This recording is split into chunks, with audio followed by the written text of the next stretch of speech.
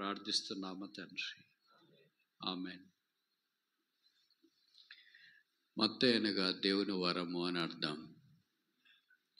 ఆయన యేసు ప్రభు ఉన్న దినాల్లో రోమా ప్రభుత్వానికి సుంకం వసూలు చేసి ఆఫీసర్ ఉద్యోగం చేసేవాడు. ఈ దినాల్లో అయితే సివిల్ సర్వెంట్, ఐఆర్ఎస్ అంటారు. అలా పెద్ద ఉద్యోగం, గొప్ప ఉద్యోగం చేసేవాడు. ధనవంతుడు, దేవుడు బాగా ఆశీర్వదించినాడు. పెద్ద ఇళ్ళు ఉన్నాయి, కుటుంబం కూడా ఉంది. ప్రభువారు దినాన ఆ ఊరికి వచ్చినప్పుడు మత్తయి ఆఫీస్లో కూర్చుని ఉంటే ప్రభు అన్నాడు, నన్ను వెంబడించుమా అని. మనమైతే ప్రార్థన చేస్తామండి, దేవుని చిత్తమేమో కనుక్కుంటాం, ఇతరులను అడుగుతామని చెప్పింటాం. కానీ మత్తయి అలాంటి వాడు కాదు. బైబిల్లో రాయబడింది, వెంటనే ఆయనను వెంబడించి. Immediate obedience is absolute obedience. వెంటనే విధేయత చూపించుట సంపూర్ణ విధేయత. వారు సంపూర్ణ ఆశీర్వాదంలోనికి వస్తారు. దానికి ఉదాహరణ మత్తయి సువార్తే మనం చూస్తాం. మత్తయి భక్తుడు 28 అధ్యాయాలు కలిగిన సువార్త రాయటానికి దేవుడు వాడుకున్నాడు. ఆయన సువార్త మామూలు సువార్తల కంటే భిన్నమైనది, ప్రత్యేకమైనది అని కూడా మనకు పరిచయం లేదా తెలుసు. ఎందుకు మత్తయి సువార్త ప్రత్యేకమైన సువార్తగా పరిగణిస్తామంటే, మొదట యేసుప్రభు యొక్క వంశావళి రాసిన జీనియాలజీ ఆఫ్ జీసస్ క్రైస్ట్. ఆ వంశావళి రాకపోయింటే మనకి యేసుక్రీస్తు ప్రభు వారు వంశావళి సరిగా పరిచయం ఉండేది కాదు. రెండవది, యేసుప్రభు యొక్క కొండ మీద ప్రసంగం పూర్తిగా 5, 6, 7 అధ్యాయాలు, 3 అధ్యాయాల్లో రాసి, అది వేరే పుస్తకాలు అంత విస్తారంగా లేదు. మూడవది, పరలోక రాజ్యాన్ని గురించిన ఉపమానాలు 13వ అధ్యాయంలో దాదాపు 7 పైచిలకు ఉపమానాలు రాసిన, అది కూడా ప్రత్యేకం. నాలుగవది, యేసుక్రీస్తు ప్రభువారు ఎలాగూ పరలోక రాజ్యానికి సంబంధించిన ఉపమానాలు ఒలివల కొండ మీద చేసినాడు 24, 25 అధ్యాయాల్లో. అది కూడా గ్రంథస్థం చేసిన. ఐదవది, ఆఖరిది, యేసు యొక్క శిలువ దృశ్యాన్ని అత్యంత వివరంగా పరిశుద్ధాత్మ దేవుని ద్వారా గ్రంథస్థం చేసిన. బహుశా 5 కారణాలను బట్టి మత్తయి సువార్త అసమానమైనదని మనం గుర్తించవచ్చు. అట్లా చెప్తున్నా, మత్తయి అంటే దేవుని వరము, గిఫ్ట్ ఆఫ్ గాడ్ అని అర్థం. దేవుని వరము దేవుడి కొరకు వాడబడినాడు. 28వ అధ్యాయంలో యేసు ప్రభు యొక్క పునరుత్థానాన్ని గురించి రాస్తూ ఆఖరి ఇవ్వబడిన వాక్యమే మనకి ఈ సంవత్సరం మొదటి వర్స్. ఇదిగో యుగ సమాప్తి వరకు సదాకాలం మీతో కూడా ఉన్నాను. ఇదిగో అనేది ఆయనకి చాలా ఇష్టం. అందుకే ఈ సువార్త మొదటి పేజీలో ఇదిగో ఆరంభించబడింది, ఆఖరి పేజీలో కూడా ఇదిగో అన్నది. చూడండి, మొదటి పేజీలో మొదటి అధ్యాయం, మత్తయి సువార్త మొదటి అధ్యాయం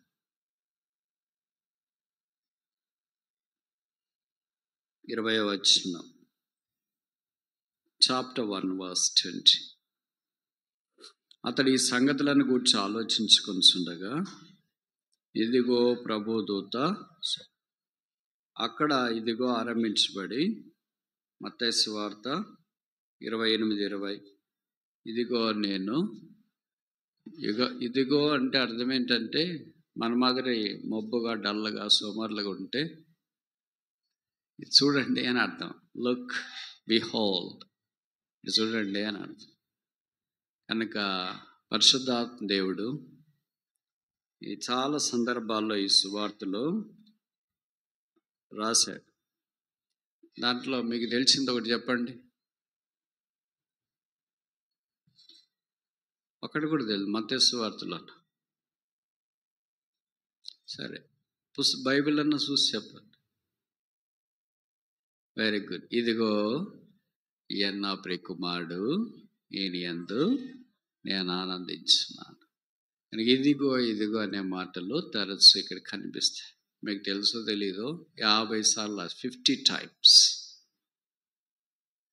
అంటే ప్రోత్సహించడానికి, ధైర్యపరచడానికి ఈ మాట పరిశుద్ధాత్మ దేవుడు వాడినట్లు మనకు పరిచయం. ఇప్పుడు ప్రభువారు మనతో ఉండాలని ఆయనకు ఉద్దేశం, కోరిక. మనకి ఇష్టమైన వాళ్ళతో మనం ఉంటాం, ఇష్టం కాని వాళ్ళతో ఉండం. వాళ్ళకు కూడా మనతో ఉండడం ఇష్టం ఉండదు. ఇప్పుడు ప్రభు మనతో ఉన్నాడు అంటున్నాడు, ఇష్టమా? ఇష్టం లేదా? అందరితో ఉంటామరా? అందరితో మాట్లాడతారా? అందరి దగ్గరికి వెళ్ళి ఉండగలడా యేసు ప్రభువారు? హేరోదు దగ్గరికి వెళ్ళలేడు, అన్న దగ్గరికి వెళ్ళాడు, కయప దగ్గరికి వెళ్ళాడు, ప్రధాన యాజకుడి దగ్గరికి వెళ్ళాడు, పిలాతు దగ్గరికి వెళ్ళలేడు. అని చిన్న సామాన్యమైన జక్కే లాంటి వాళ్ళ దగ్గరికి అయితే ఆయనే చొరవ తీసుకొని నేను మీ ఇంటికి రావచ్చా అని అడుగుతాడు. ఒకళ్ళు అట్లా అడిగితే గుంటూరు వాళ్ళు అయితే ఏమనుకుంటారు, ఏంద్రుడు కొద్ది కూడా మర్యాద లేదు, రావచ్చు అని అడుగుతాడు. పిలవకముందే, పిలిస్తే కదా రావాల్సింది, పిలవకుండానే వస్తే అని అనుకుంటారు కదా. జక్కే బైబిల్లో రాయబడింది, అతడు త్వరగా దిగి యేసును సంతోషముతో చేర్చుకొని. అది దైవికమైన లక్షణం. అని ప్రభు అన్నాడు, నేను మీతో ఉంటాను. ఆయన మనతో ఉండాలంటే ఏంటి? ఇక్కడ ఒక 5 విషయాలు రాసినారు, అవి నేను మీకు జ్ఞాపం చేస్తాను. మత్తయి సువార్త 28వ అధ్యాయం, మాథ్యూ చాప్టర్ 28 verse 18, 18. అయితే యేసు వారి యుద్ధకు వచ్చి, పరలోకమందును భూమి మీదను నాకు సర్వాధికారం ఇవ్వబడింది. ఆల్ పవర్, అంత అధికారం ఆయనదే. అందుకే యెషయా 9:6లో చెప్పబడింది, ఆయన ఆశ్చర్యకరుడు, ఆలోచనకర్త, బలవంతుడైన దేవుడు, నిత్యుడగు తండ్రి, సమాధానకర్త అని. అది అలాగే యెషయాలో చెప్పబడిన అదే కింద వరుసలో ఏముంది? ఆయన భుజముల మీద రాజ్యభారము, ఆయన భుజం మీద రాజ్యభారము ఉండును. కనుక వాక్యంలో మనం చూస్తున్నాము, ఆయనే రాజు, ఆయన పేరే రాజు.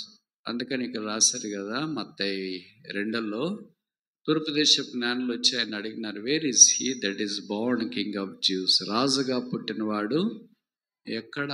మేము ఆయన్ని చూడవచ్చు. రాజు ఎక్కడ పుడతాడు? అంతఃపురంలో పుడతాడు, రాజ కోటలో పుడతాడు. కానీ ఈ రాజు ఎక్కడ పుట్టాడు? పశువుల పాకలో పుట్టలేదు. మీరు చాలామంది అట్లే అనుకుంటారు. బెత్లెహేములో జన్మించి పుట్టిన తర్వాత పశువుల పాకలో పోయాడు. ఇప్పుడు మీరు దీన్ని అర్థం చేసుకోవాలంటే నేను ఇలాగ చెప్పనా, ఇప్పుడు ఎవరో ఒకరు కానిపోయారు అనుకో బిడ్డను. ఎక్కడ కానిపోయారంటే మీరు ఏదో హాస్పిటల్లోనో, ఇంట్లోనో, ఊర్లోనో అని చెప్తారు. అట్లా కాకుండా ఎక్కడ కానిపోయారంటే ఉయ్యల్లో కానిపోయారని చెప్తారా? ఉయ్యల్లో కానిపోతారు ఎవరన్నా? ఉయ్యాలలో పెడతారు తర్వాత. అలాగే యేసుప్రభు వారు కూడా జన్మించిన తర్వాత ఆయనకి స్థలం లేనందున పొత్తిగుడ్డలు చుట్టి, వాళ్ళకు ఉయ్యలు లేదు. మీ అంత ధనవంతులు కాదు కదా. యేసుప్రభు వారు ఇక్కడున్న మీ అందరికంటే పేదవాడిగా జన్మించిన. That is the divine quality. None of us are born as poor as that of Jesus Christ. యేసుక్రీస్తు ప్రభు వలె మనలో ఏ ఒక్కరము కూడా అంత దీన దరిద్రత పేదరికంలో పుట్టలేదు. పుట్టిన తర్వాత మీరు మీ పిల్లలకు ఉయ్యాలు చేస్తారా లేదా? మరి యేసుప్రభుని ఎక్కడేసారు? తొట్టిలో. ఎవరైనా తొట్టిలో పెట్టిన వాళ్ళు ఉంటే చెప్పండి మీ పిల్లల్ని. లేరు, ఎవరు ఉండరు. Not even a single person, only Jesus Christ. యేసుప్రభువే మన కొరకు. ఆయనకు అధికారం ఉండి అలాగొచ్చిన, పేదరికం ఉండి అలాగ రాలేదు. పేదరికం ఉండి అలాగొస్తే పేదలు కదండి, ఇంకేం చేస్తారు మరి అనుకోవచ్చు. ఆయన ఎక్కడైనా జన్మించవచ్చు. నేను ఎప్పుడు చెప్తుంటా కదా, ఈరోజు కూడా చెప్తా. యేసుక్రీస్తు ప్రభు వారికి మాత్రమే ఏ ఇంట్లో జన్మించాలా, ఏ ఊర్లో జన్మించాలా, ఎప్పుడు జన్మించాలా, ఎంత ధనవంతుల దగ్గర జన్మించాలనే ఆప్షన్, అంటే అవకాశం ఉంది. మనకు అవకాశం లేదు. అందుకనే మనం ఇప్పుడు ఎవరింట్లో పుట్టినామో వాళ్ళ ఇంట్లోనే ఉన్నాం. ఎవరి తల్లిదండ్రులు వాళ్ళే మనకి తల్లిదండ్రులు. ఏ ఊరో ఆ ఊర్లోనే ఉన్నాం. యేసుప్రభుకి అలా కాదు. ఆయన యూదాదేశ బెత్లెహేంలో జన్మిస్తాడు. ఎందుకు ఇండియాలో జన్మించలేదు?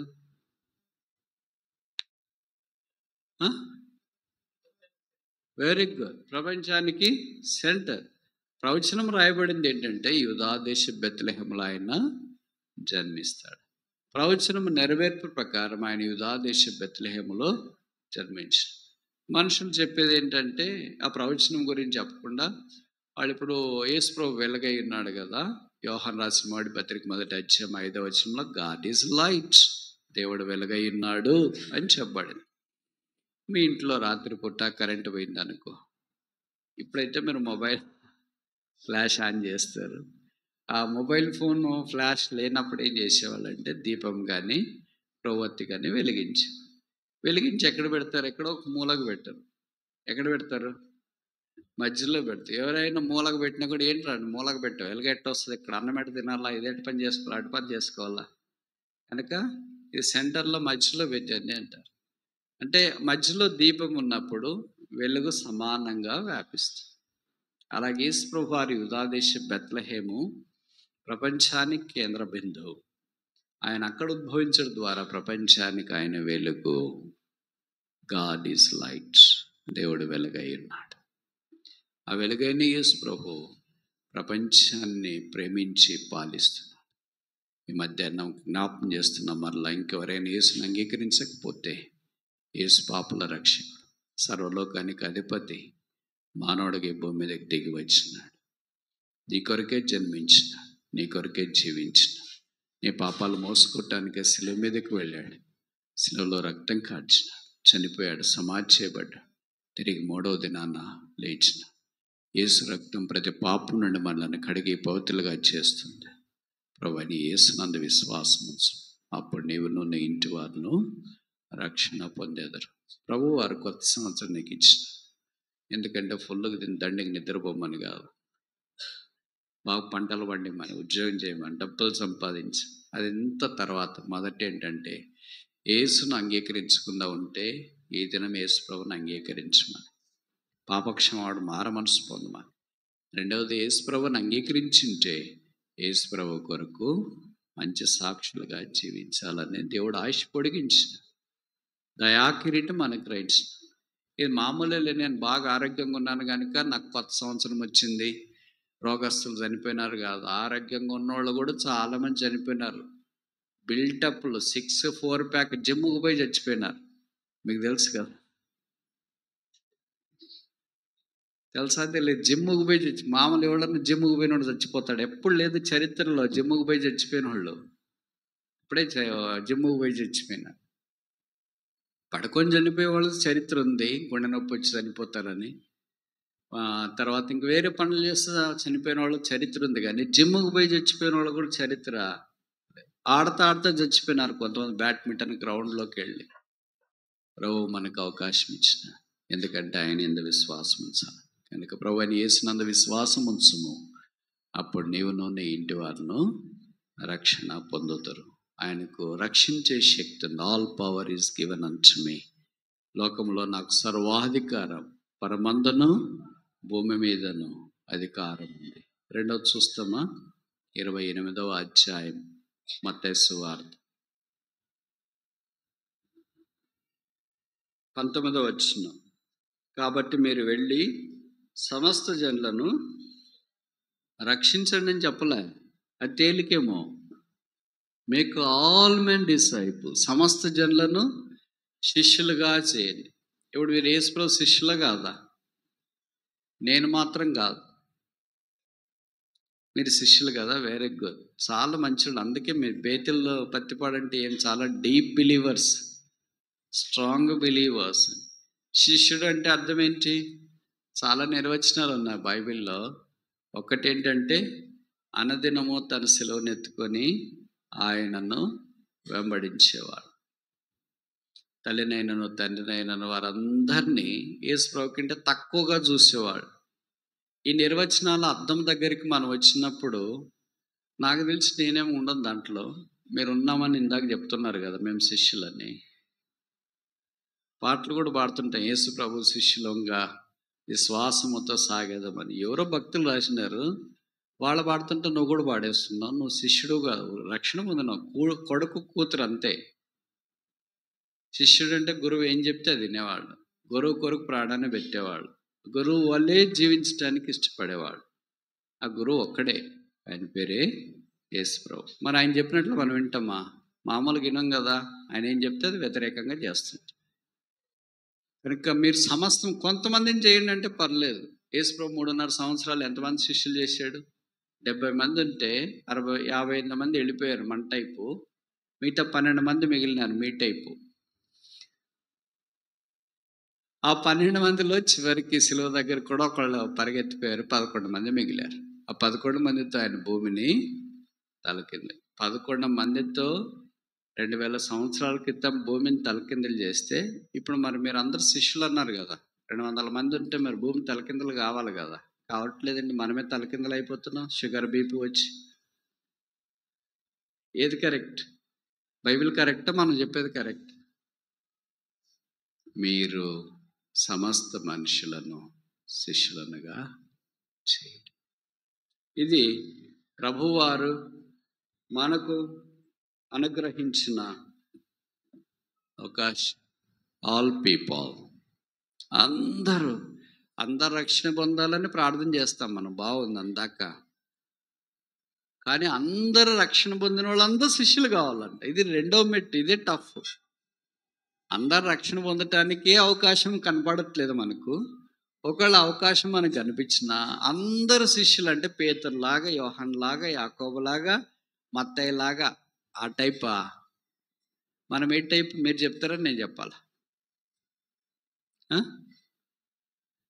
ఏ టైప్ చెప్పు రాజు? యూదా ఇస్కరియోతు టైప్. మీకు మీ టైపే తెలియదా? నాకేం బాగా తెలుసు నా టైప్. దగ్గరే ఉన్నాం కానీ ఆయన ప్రేమించట్లేదు, ఆనుకొని ఉన్నాం ఆయన మాట వినట్లేదు, ఆయన వాక్యం వింటున్నాం ఆ ప్రకారంగా జీవించడం లేదు. ఆయన ఆశ్చర్యకార్యాలు చూస్తున్నాం, ఆయన పేరు ప్రతిష్టల నీడ కింద బతుకుతున్నాం, ఆయన ఇచ్చే డబ్బులు తీసుకుంటున్నాం. ఏమంటున్నాం? ఇది యూదా ఇస్కరియోతు కూడా ఇది నా డబ్బులు అంటున్నాడు. ఆయన ముఖం చూసి ఎవరైనా డబ్బులు ఇస్తారండి? ఎవరి ముఖం చూసి ఇచ్చింటారు కానుకలు? ఎవరి ముఖం చూసి ఇస్తారు? యేసుప్రభు ముఖం చూసి ఇచ్చింటారు. కానీ ఈయన దాన్ని పెట్టుకుని ఏం చేస్తుంది? ఇది నాదే. కనుక అంత యేసు ప్రభు నామమును బట్టి కలిగే మేలులన్నీ మనమే అనుభవిస్తూ ఆ యేసుని అప్పగించడానికి ప్రయత్నం చేస్తాం. అది విషాదం. ఈ కొత్త సంవత్సరంలో ప్రభు మనల్ని కరుణించి శిష్యులుగా ఉండనట్లు, శిష్యుడు ఎప్పుడూ తను కనపడాలని కోరుకోడు, తన గురువు యజమానుడు కనపడాలని కోరుకోడు. శిష్యుడు ఎప్పుడు తన పై స్థానంలో ఉండాలని తలంచుకోడు, తన యజమానుడు ఉండాలని కోరుతాడు. నాట్ మీ బట్ మాస్టర్, నేను కాదు క్రీస్తు. That is the spirit of a disciple. అది శిష్యుని యొక్క లక్షణం. మనం ప్రభు బల దగ్గరికి వస్తున్నాం, మరి ఈ లక్షణాలు ఏమైనా కనిపిస్తాయా?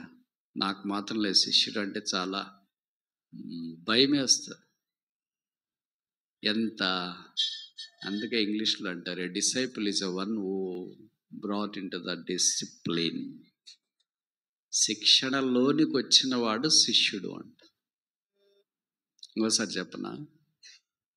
శిక్షణలోనికి వచ్చినవాడు శిష్యుడు, శిక్షణలోనికి రానివాడు. మీలో కొంతమంది ఉద్యోగస్తులు ఉన్నారు కదా, మీకు ఉద్యోగము పరీక్షలు పోటీ పరీక్షలు రాస్తారు, పాస్ అవుతారు, ఇంటర్వ్యూకి వెళ్తారు, మీకు ఉద్యోగం వచ్చిందని లెటర్ వస్తుంది. లెటర్ వచ్చిన వెంటనే నేను ఉద్యోగంలో తీసుకెళ్ళి కూర్చోబెడతారా? ఏం చేస్తారు? వెరీ గుడ్, మీరందరూ చాలా బాగా తెలుసుకున్నారు. ట్రైనింగ్ ఇస్తారు. ఎట్టో కలెక్టర్ కూడా ట్రైనింగ్ ఉంటుంది, మీకు తెలుసో తెలీదు. కలెక్టర్ ట్రైనింగ్ సెంటర్ ఎక్కడుందో తెలుసా? పచ్చిపాడులో కాదు, ముస్సూరి అని, ఇంతకుముందు అది ఉత్తరప్రదేశ్ ఉండే, ఉత్తరాంచల్లో డెహ్రాడూన్ పైన కొండల మీద ఉంటుంది చలి. అక్కడ కలెక్టర్లకి, ఎస్పీలకి వాళ్ళందరికీ ట్రైనింగ్ సెలెక్ట్ అయిన తర్వాత 6 నెలల సంవత్సరం అట్లా అందం. ప్రతి అలాగే పోలీస్ సెలెక్ట్ అయిన తర్వాత వెంటనే గన్ ఇస్తారా? పోలీస్ ట్రైనింగ్ అంటారు. ప్రతి దానికి ట్రైనింగ్ ఉంటుంది, ప్రతి దానికి ట్రైనింగ్ ఉండదు. టీచర్కి మాత్రం ట్రైనింగ్ ఉండదు. ఎందుకో తెలుసా? బీఈడీ చదివింటాడు, అక్కడే ట్రైనింగ్ ఇస్తారు వాళ్ళకి. బీఈడీలోనే క్లాసులు చెప్పాలా, అట్లా దాంట్లో ట్రైనింగ్ ఉండదు. అన్ని ట్రైనింగ్ ఉండదు. మెడికల్ డాక్టర్కి కూడా ట్రైనింగ్ ఉండదు. ఎందుకో తెలుసా? చదివేటప్పుడు వాళ్ళకి ట్రైనింగ్ ఇస్తారు, వాళ్ళు పీడ్చి పిప్పి చేస్తారు వాళ్ళు.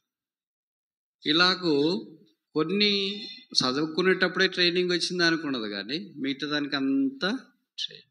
మరి లోకములో ఉద్యోగానికే ట్రైనింగ్ ఉంటే 60 ఏళ్ళకి రిటైర్డ్ అయ్యేదానికే యేసు ప్రభు కొరకు జీవించడానికి కుమారుడుగా కుమార్తెలుగా పిలువబడిన తర్వాత మనకు కూడా డిసిప్లిన్ ట్రైనింగ్ ఉండాలి కదా. ట్రైనింగ్లోన లిబర్టీ ఉండదు. మీ దాంట్లో కొంతమంది ఎవరైనా పోలీసులు ట్రైనింగ్ పోయింటే తెలిసి ఉంటుంది కదా. రోజు కటింగ్ చేయించుకోవాలంటే కటింగ్ చేయించుకోవాలి, ఏం పెరగలేదులే ఎందుకు చేయించుకోవాలంటే కుదరదు. రోజు షేవింగ్ చేసుకోవాలంటే చేసుకోవాలి, ఏం పెరగలేదులంటే కుదరదు. రోజు బూట్లు పాలిష్ చేసుకోవాలంటే పాలిష్, నిన్ను చేసుకున్నానులే అని అంటే కుదరదు. రోజు గ్రౌండ్ 2-3 రౌండ్లు వేయాల, నేను చేసినాను కదంటే కుదరదు. దాన్ని ఏమంటారంటే డిసిప్లిన్ అంట, క్రమశిక్షణ. ఇప్పుడు మనం ఏమంటే అన్నిటికంటే క్రమశిక్షణ లేనిది ఏంటంటే సంఘం. ఎప్పుడన్నా రావచ్చు, ఎక్కడన్నా కూర్చోవచ్చు, ఎట్లన్నా ఉండవచ్చు, ఎప్పుడన్నా పోవచ్చు, రాకుండా కూడా ఉండవచ్చు. ఎందుకంటే ఎఫ్ఆర్ఎస్ లేదు, బయోమెట్రీ లేదు, యాప్స్ లేవు, ఏమి లేవు. కనుక వస్తే రావచ్చు, లేకపోతే లేదా అని అనుకున్నాను. అదే గవర్నమెంట్ ఉద్యోగస్తులు చూడండి, ఉదయాన టీచర్లు వాళ్ళు పరుగులు పరుగులు పరుగులు పరుగులు పరుగులు పరుగులు అంట. బస్సు మిస్ అయినా ఇంకో బస్సు, ఆటోనో డబ్బులు ఖర్చు పెట్టుకొని మధ్యానికి అట్లా వస్తారా? బస్సు మిస్ అయిపోయిందంటే ఏమని ప్రార్థన చేస్తారు? ప్రభువా నీ చిత్తం కాదనుకుంటా, భలే బస్సు మిస్ అయింది ప్రభువా, ఇంటికి వెళ్తాను, ఇంకొకసారి వెళ్తానులే ప్రభు. ఇంటికి వెళ్తే ఎవడని అంటారు, ఏంటమ్మా వెళ్ళలేదు అని అంటే, బస్సు మిస్ అయిందాక అసలు దేవుడు ఎందుకు తప్పించినాడో తెలియదు కానీ అన్ని మేలుకేనంట. ఇట్లాంటి దానికి మాత్రం అలాగ అనుకోండి. అదే నువ్వు పొలం పనులకు పోయేటప్పుడు నీకు ట్రాక్టర్ మిస్ అయితే ఎట్లా బాధపడతావు? కూలికి పోయేటప్పుడు ట్రాక్టర్ షేర్ ఆటో మిస్ అయితే ఎట్లా బాధపడతావు? అబ్బా 500 కూలి పోయింది మీద ఆటో మిస్ అయిపోయి, ఇంకా చుట్టుపక్కల భర్త భార్య ఎవరిని అందరిని తిట్టి పడేస్తే ఎవరు కనిపిస్తే వాళ్ళు సేవకుడు బోధకుడు మేమంటే ఇంకా అసలు లెక్కలేదనుక, అది వేరే విషయం. మీ వల్ల లేట్ అయింది, నాకు ఈరోజు కూలిపోయింది అని. ఒక 500 కూలికి అంత ఇబ్బంది పడతాం, ఉద్యోగం లేటుకు పోతే అంత ఇబ్బంది పడతాం. మరి ప్రభు కొరకు శిక్షణ, ట్రైనింగ్, క్రమశిక్షణ లేకపోతే శిష్యులు ఎలాగైతారు? అసలు ట్రైనింగ్ క్లాసులో చేరితే కదా, చేరినారా లేదా? పత్తిపాడోళ్ళు చేరినారా లేదా? చేరి సర్టిఫికేట్ తీసుకుని పోయినారా? ట్రైనింగ్ ఉంటుంది 6 నెలలు, సంవత్సరము, 2 ఏళ్ళు అట్లా ట్రైనింగ్ ఉంటుంది. ట్రైనింగ్ అయిపోయిన తర్వాత ట్రైనింగ్లో పాస్ అయితే బయటికి పోవచ్చు, ట్రైనింగ్లో ఫెయిల్ అయితే అక్కడే పెడతారు, నెక్స్ట్ సెమిస్టర్ డిటైన్ చేస్తారు. నేను ఇంకా డిటైన్ అయిన అప్పటి నుండి ఇప్పటిదాకా. మీరు పాస్ అయితే ప్రభువుకు స్తోత్రాలు. జీవితాంతం తర్బీదు, ఆయన మనకు తర్బీదు చేస్తూనే ఉంటాడు. ఒక తండ్రి వల్లే, తల్లి వల్లే, పొరుగువాని వల్లే, కాపరి వల్లే, పరిచారకుని వల్లే మనల్ని శిష్యులుగా చేసి అనేకులను శిష్యులుగా ఇచ్చి ప్రభువుల దగ్గరికి వచ్చిన మరి మన సంగతి ఏంటి? ఎన్నిసార్లు ఆయన మాటకు ఎదురు చూపించలేదు, ఎన్నిసార్లు ఆయన క్రమశిక్షణ మనము అనుసరించడానికి ఇష్టపడలేదు, ఎన్నిసార్లు ఆయనకి ఇష్టంగా మనం జీవించడానికి ఒప్పుకోలేదు. ఇవన్నీ మన మీద నిరారోపణ చేస్తున్నప్పుడు మరి బలలో ఏకంగా ఎలా పాలు పొందగలం? అలాగని మానేస్తామా? మానేయటానికి లేదు. మరి ఏం చేయాల? యేసు ప్రభు శిలువ దగ్గరకు వచ్చి క్షమాపణ కోరుకుని, ప్రభు మరలా నాకు అవకాశం దయచి, నాకు అలాగ ఉండాలని ఆశ ఉంది కానీ చేత కావట్లేదు. క్రమశిక్షణతో ఉండాలని ఆశ ఉంది, నీ మాట వినాలని ఆశ ఉంది, నీ వల్లే ఉండాలని ఆశ ఉంది, నీకు ఇష్టంగా జీవించాలని ఆశ ఉంది, నాకు చేత కావట్లేదు, నాకు సహాయించి, ఈ సంవత్సరం అన్నా సహాయించి. రోజులు గడిచే కొలది నన్ను నీ శిష్యునిగా శిష్యురాలుగా చేసుకో, నీకు దగ్గర తీసుకో, నీ వల్లే ఎన్నో పోలి. ఆయన శిష్యులే దగ్గర ఉంటారు. మిగతా వాళ్ళు మనలాంటి జనసమూహం అంతా ఎక్కడ ఉంటారు? మీకు తెలిసి యేసుప్రభు భూమి మీద ఉన్న దినాల్లో యేసుప్రభుకి ఏదైనా చెప్పాలంటే ఎవరు చెప్తారు? శిష్యులే చెప్తారు. వాళ్ళు రొట్టెలు తీసుకొని వచ్చిన వాళ్ళ గురించి ఎవరు చెప్తారు? శిష్యులే చెప్తారు. వాళ్ళు టైం అయిపోయిందో ఊరికి వెళ్తామంటున్నారంట అనేది ఎవరు చెప్తారు? శిష్యులే చెప్తారు. వాళ్ళు రోగాలు వచ్చిందో ఆడుస్తున్నాడో తీసుకురమ్మంటారా లేదా అని ఎవరు చెప్తారు? శిష్యులే చెప్తారు. మిగతా వాళ్ళంతా 5,000 మంది వచ్చినా 10,000, 20,000, 80,000 వచ్చినా ఎక్కడ ఉంటారు? వాళ్ళంతా దూరమే ఉండాల్సిందే. వాళ్ళ దగ్గరికి రాలి. శిష్యుడికి మాత్రమే యాక్సెస్ ఉంటుంది. సీఎం ఆఫీస్లో ఫేసీ మాదిరి, ఎమ్మెల్యే దగ్గర పిఏ మాదిరి, వాళ్ళు మాత్రమే వాళ్ళకి చెప్తారు. ఇప్పుడు మనము ప్రభుకు పిఏలా ఫేసినా కదా? చెప్పట్లేదేంటి? ఫేస్ అంటే దాదాపు వాళ్ళంత సామర్థ్యం వీళ్ళకి కూడా ఉంటారు.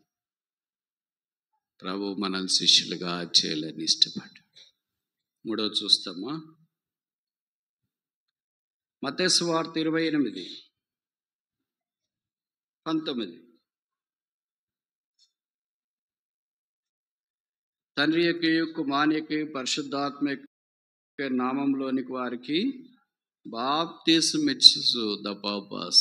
శిష్యులుగా చేయబడిన వాడు ఇప్పుడు ఏం చేయాలంటే యేసు ప్రభు త్రియేక దేవుని నామాన్న బాప్తిస్మం అంటే వాక్యానికి విధేయత చూపించేటట్టు చేయాలి.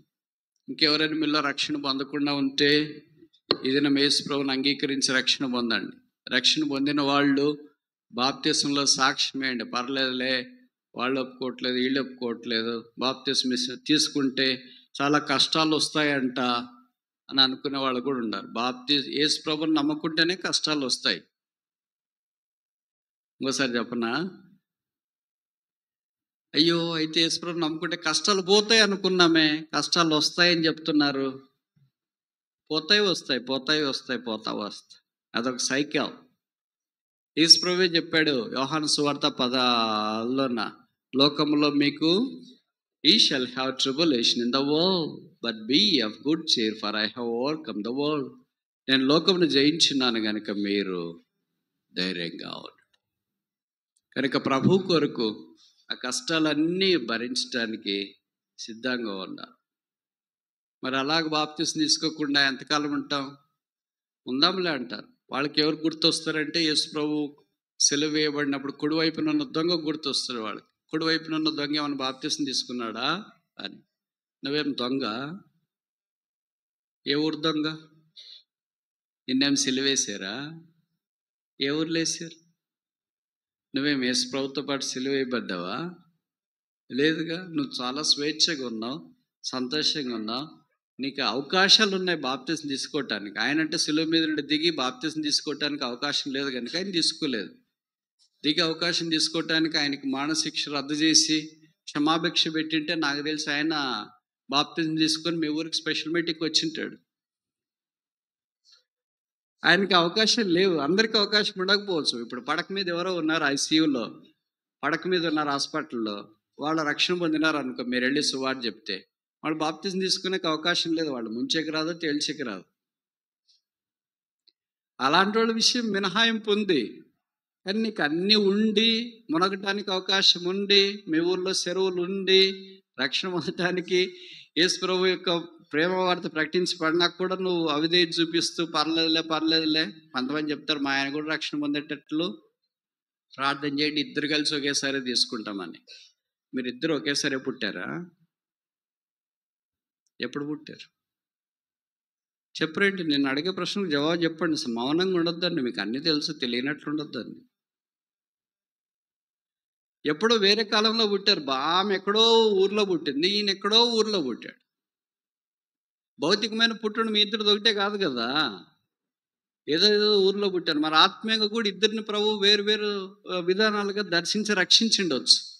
ఎవరు బాప్తిస్మం వారిదే. మా ఆయన నేను ఇద్దరు కలిసి తీసుకుంటామంటే ఇద్దరు కలిసి ఒకేసారి మరణం వస్తే అది వేరే విషయము. అలాగ రాకుండా ఒకళ్ళు ముందు ఒకళ్ళు వెనకపోతే ఎప్పుడైనా పోవాల్సిందే కదా, ముందే వెనక.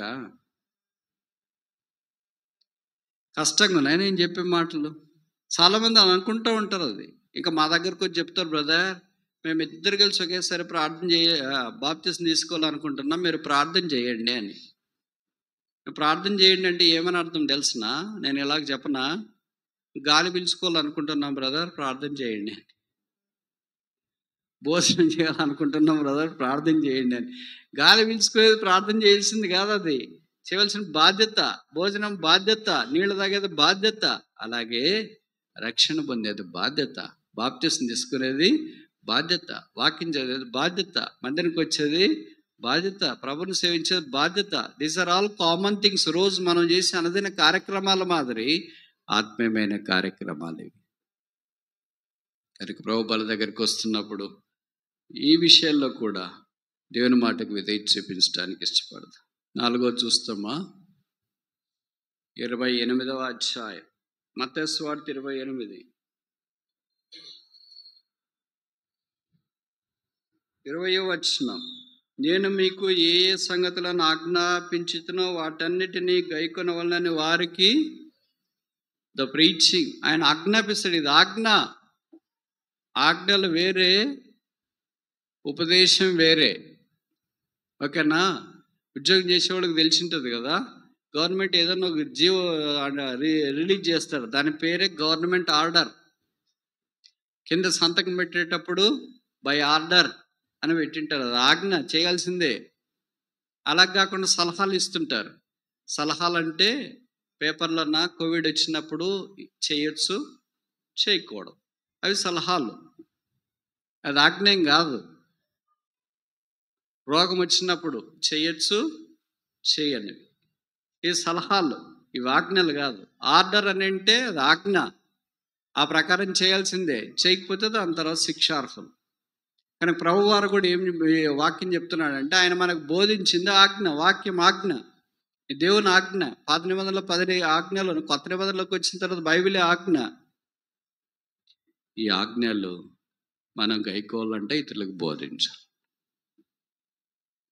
ఈ 4 చేస్తే అప్పుడు 5వది, ఇదిగో నేను యుగ సమాప్తి వరకు మీకు తోడు.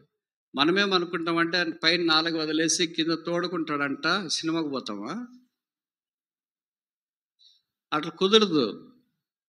ఇదిగో యుగ సమాప్తి వరకు నేను మీకు తోడయ్యుంట. ఆయన పేరు ఇమ్మానుయేల్ అంటే అర్థం ఏంటి? దేవుడు మనకు. ఇమ్మానుయేల్ అనే మాట బైబిల్లో 2 సార్లే రాశారు. పాత నిబంధనలు ఒక్కసారి, కొత్త నిబంధనలో ఒక్కసారి. పాత నిబంధనలు యెషయా 7:14 ఆ కింద వచనంలో రాశారు, కన్యక గర్భవతి కుమారుని కనను, ఆయనకి ఇమ్మానుయేల్ అని పేరు పెట్టబడింది. అది పాత నిబంధన.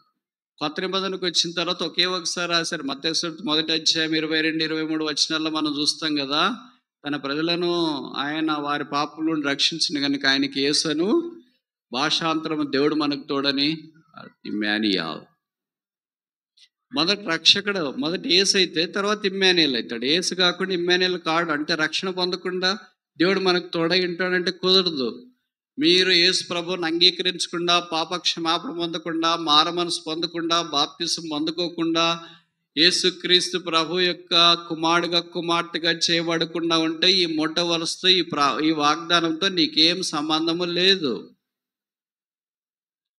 ఎందుకంటే ఆయన నీకు యేసు కాదు కదా. యేసు కాకపోతే ఇమ్మానుయేల్ ఎలాగైతాడు? యేసు నీ పాపాలు క్షమించి కడిగి పరిశుద్ధపరిచే రక్షకుడైతే అప్పుడు ఆయన మనతో పాటు ఉండే ఇమ్మానుయేల్. ఆయన మనతో ఉంటే, మామూలు ఏదో పాట ఉంది అనుకుంటా కదా, యేసు మనతో ఉండగా ధైర్యంతో సాయం. చూడండి, మామూలు మీ అమ్మగారు నాన్నగారు మీతో ఉంటే మీకు ఎంత ధైర్యం ఉంటుంది, మీ బంధువులు మీతో ఉంటే ఎంత ధైర్యం ఉంటుంది, మీకు తెలిసిన వాళ్ళు మీతో ఉంటే ఎంత ధైర్యం, మీ స్నేహితులు మీతో ఉంటే ఎంత ధైర్యం ఉంటుంది. మీరు ఒక్కళ్ళే ఉన్నారు, ఎవరో ఫోన్ చేసి, ఏం బ్రదర్ ఏం చేస్తున్నా, అయ్యో ఒక్కళ్ళే ఉన్నాను బ్రదర్. సిస్టర్ని ఎవరన్నా ఫోన్ చేసి అడిగారు, ఏం సిస్టర్, అయ్యో ఒక్కళ్ళే ఉన్నాను, భయం వేస్తుంది, కరెంటు పోయింది, పిడుగులు పడుతున్నాయి, వర్షం పడుతుంది, మెరుపు వస్తుంది. ఇవన్నీ భయానికి ఇంకా ఎక్కువ కలిగించేవి కదా. అదే మీకు భర్తనో, భార్యనో, అన్నో, తమ్ముడో, అమ్మో, నాయనో, అక్కో, చెల్లి ఎవరన్నా ఉంటే ఒక మనతో పాటు రక్త మాంసాలు పంచుకునే వ్యక్తే మన పక్కన ఉంటే అంత ధైర్యం ఉంటే, ఆకాశ మహాకాశాలు పట్టజాలని దేవుడు మనతో ఉన్నాడంటే మనం ఎలాగ ధైర్యంగా ఉండగలం? కానీ ప్రభు అంటాడు, ఈ సంవత్సరము యుగ సమాప్తి వరకు నేను మీతో కూడా ఉంటా. ఆయన మనతో ఉండాలంటే ఆయనకి ఇష్టమైనట్లు మనం జీవించాలి. అప్పుడు ఆయన మనతో ఉంటాడు. చూడండి, ఎవరైనా బంధువులు మన దగ్గరికి లేదు, పెద్దోళ్ళు మన దగ్గరికి వెళ్ళారు, వచ్చినారు అని అనుకో, వాళ్ళకి ఇష్టమైనట్లు మనం చూసుకుంటే మనతో ఉంటారు. లేకపోతే మీ అమ్మగారు నాన్నగారు వచ్చినప్పుడు మీరు పట్టించుకోకుండా, అన్నమా అక్కడుంది చూడు వేసుకుందేను, నిద్ర వస్తుందా బయట సాపు ఉంది చూడు వేసుకుని పడుకో అంటే, రెండో రోజు లేచిన తర్వాత పోయేస్తున్నమ్మా, ఏం అప్పుడే పోతున్నా, ఉండు. ఉంటారా? చెప్పరేంటి? ఉండరు. అలాగే యేసుప్రభు మన హృదయంలోనికి, మన జీవితంలోనికి, మన దగ్గరికి వచ్చినప్పుడు ఆయన మాట వినకుండా, ఆయన ప్రకారం మనం జీవించకుండా ఉంటే యేసుప్రభు ఏమంటే, నేను కూడా వెళ్ళేసి వస్తున్నమ్మా. మళ్ళీ ఎప్పుడు వస్తావు ప్రభు అంటే, మీకు తెలుసు కదా ఎప్పుడు వస్తాను. ఎప్పుడు వస్తాడు? తెలియదా? క్రిస్మస్కి.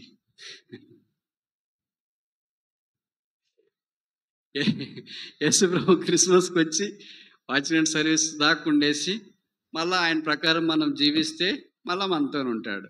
లేదులే ప్రభు, అంత కష్టమైతే ఎక్కడ, ఈ మిరప తోటలు, టమాటో, ఆ తోటలు, ఈ తోటలు, పనులు ఇవన్నీ మా ఆయనతో, మా ఆవిడతో, పిల్లలతో సంసారం చాలా కష్టమైపోయింది అంటే, సర్లే అమ్మా వెళ్ళొస్తాను మరి.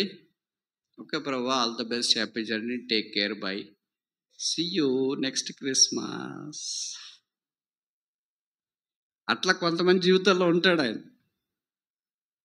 అలా కాకుండా, ప్రభు ఉండి ఎక్కడికి వెళ్ళొద్దో, మోషే వలె, డు నాట్ గో, మీరు మాతో పాటు రాకుంటే మమ్మల్ని దాటి పోవద్దు. యాకోబు అదే అన్నాడు కదా, నన్ను ఆశీర్వదించకపోతే నన్ను దాటి పోవద్దు. మనకి మధ్యాహ్నం ప్రభు బల దగ్గరికి వచ్చినాం. సంవత్సరం అంతట్లో ప్రభు నన్ను దాటిపోవద్దు, నేను నిజమే పొరపాట్లు, తప్పులు చేసేవాడిని, నీ మాట వినకపోయేవాడిని, నీ వల్లే ఉండలేను, అది నా చేత కాదు, అని నాకు సహాయం చేయి, నాతో ఉంటానని సెలవిచ్చినావు, నువ్వు నాతో ఉండేటట్లు నేను ప్రవర్తించాలి కదా.